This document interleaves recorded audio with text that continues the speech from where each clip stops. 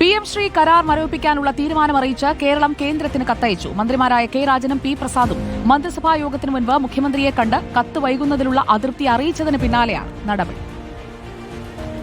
CPIM CPI ബന്ധം തകർച്ചയുടെ വക്കിൽ വരെ എത്തിച്ച PM ശ്രീ കരാർ ഒടുവിൽ സർക്കാർ മരവിപ്പിച്ചു. മന്ത്രിസഭാ തീരുമാനം പൊതുവിദ്യാഭ്യാസ സെക്രട്ടറി കെ വാസുകി കേന്ദ്ര മാനവ വിഭവശേഷി മന്ത്രാലയത്തെ കത്തിലൂടെ അറിയിച്ചു.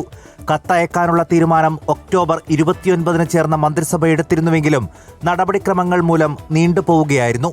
ഇന്ന് രാവിലെ മന്ത്രിസഭായോഗം ചേരുന്നതിന് മുൻപ് കത്തയക്കൽ നീണ്ടുപോകുന്നതിലുള്ള CPIയുടെ അതൃപ്തി മന്ത്രിമാരായ കെ രാജനും പി പ്രസാദും മുഖ്യമന്ത്രിയെ ധരിപ്പിച്ചതിന് പിന്നാലെയാണ് കത്ത് കേന്ദ്രത്തിലേക്ക് പോയത്. ഇതിനെ സംബന്ധിച്ചിടത്തോളം തുടർ നടപടികൾ നിർത്തിവെക്കുന്നതിന് വേണ്ടി കേന്ദ്രത്തെ രേഖാമൂലം അറിയിക്കുമെന്ന് പറഞ്ഞല്ലോ.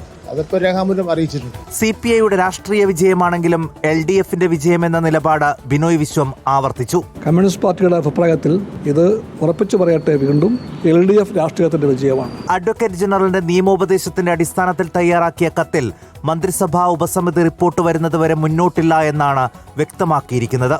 റിപ്പോർട്ടർ, തിരുവനന്തപുരം.